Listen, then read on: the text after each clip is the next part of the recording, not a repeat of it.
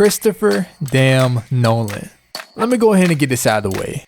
I am by no means the smartest textbook nor history guy. And if I'm being honest, I was completely lost through about 30% of the film. But when it comes to Christopher Nolan, in the most recent case, Oppenheimer, knowledge isn't necessarily the most important ingredient. Nolan conveys the feeling and emotion of a movie maybe better than any damn director ever has in filmmaking history.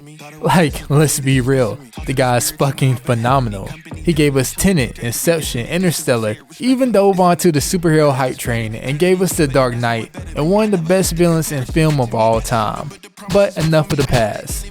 Let's talk about one half of this past month's Barbenheimer pink explosion craze. Let's talk about Oppenheimer.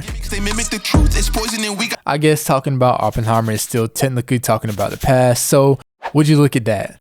A perfect Nolan Templar pincer.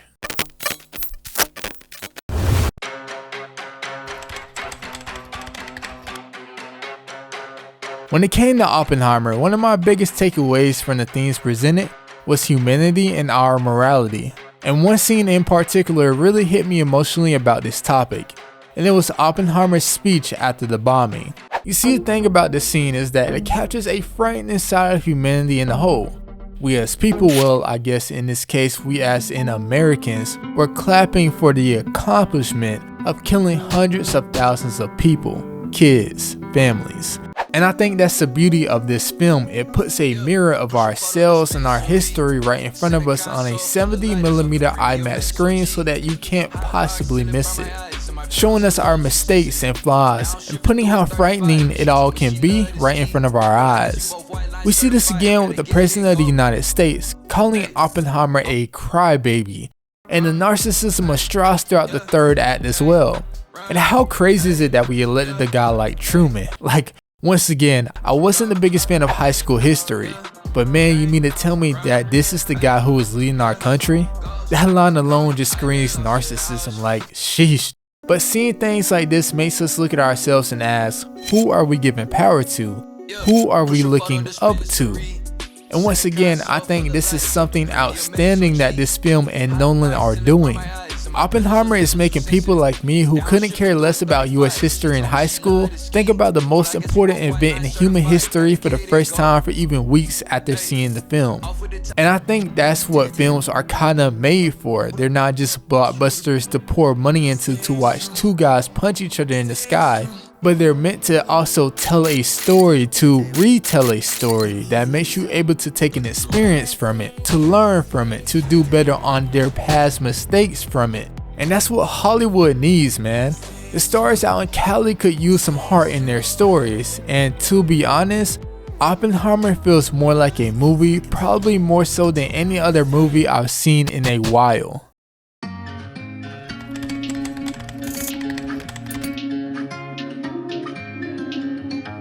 When I walked away from this movie, hell, when I was experiencing this movie, one thing kept coming to mind, and that was, damn, that was a fucking movie.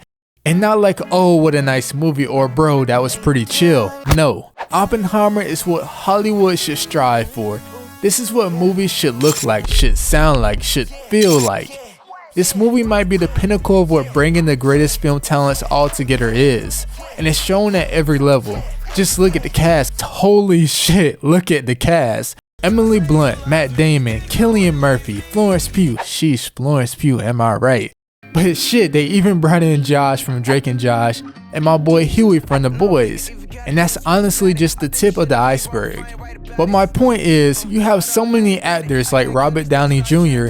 giving such a great performance and doing what the best of them do at their best, that it just can't help but reach the pinnacle of a blockbuster film. And it's even on the sound design level. Ludwig Garrison and Hans Zimmer should have like a Nobel Peace Prize by now. Nolan and Garrison are like Kobe and Shaq in their prime. You feel like you're there during every loud explosion of a bomb, and oddly enough, through every quiet explosion of a bomb. And who can forget about the cinematography? This is the type of stuff in a film that immerses you into a world, into a moment in time. Once again, it looks and feels like a movie, not just something epic like a superhero flick, but something scientifical, something that me watching made me feel smarter than I actually am. The best way I can describe it is that I can feel the ride, and that's what Nolan is so good at doing.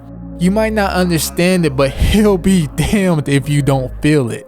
He makes you feel the mind of Oppenheimer, makes you understand the regret he faces, and makes you ask yourself that same question at the end of the movie of, what's to come next?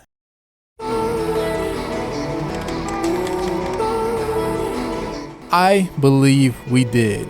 So many people have been raving about that line, about that ending feeling of dread and horror with our reality that this film left us with. And I think it's important that this film left us with this feeling because it gave us a reality shock of what could happen next, of what could not go our way in the future. And while I can't blame Oppenheimer, I will say that I don't believe we did. I think there's a part of humanity that still has some good in it, some hope if you will. I think the upcoming generations that are never-endingly developing and making the brave choice to be better each day is where the real chain reaction power lies. And that itself is shown in this film. We are looking and watching history be replayed on the screen through Nolan. And we as an audience are subconsciously thinking to ourselves of what we would have done different, of how much things have changed since then. Even at the core idea of how men don't just solely run the world anymore, or how we've been forced to grow away from narcissistical traits that our past world leaders so hardly clung to, and damn did they ever cling to them. I think there's a piece of humanity that has a want to be better.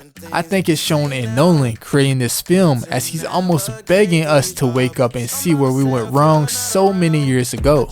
And that's the power of this film, of films, to tell a story that means something. Maybe it's even in the writer's strike. People chasing for what they believe in, for what they're worth, something that's also connected to this film as well. Oppenheimer does show us how curiosity can kill the cat, and how the never-ending want for evolution can be our own demise. But the future of the people still lies in the hands of the people and the future people. And that is what Oppenheimer and Nolan show us best. What's up everyone, I hope you guys enjoyed that video. If you did, be sure to check out other videos just like this on the channel. Speaking about things coming to the channel in the future though, I have a lot of upcoming projects, so make sure to stay tuned. And if you did enjoy the video, make sure to hit the like button and subscribe to the channel. But that's going to pretty much wrap everything up for this magnifying moment, and until the next one, I will catch you guys. See ya. I tried to open up, it wasn't good enough. Put in my all and got nothing back. Now I'm stuck in the rain.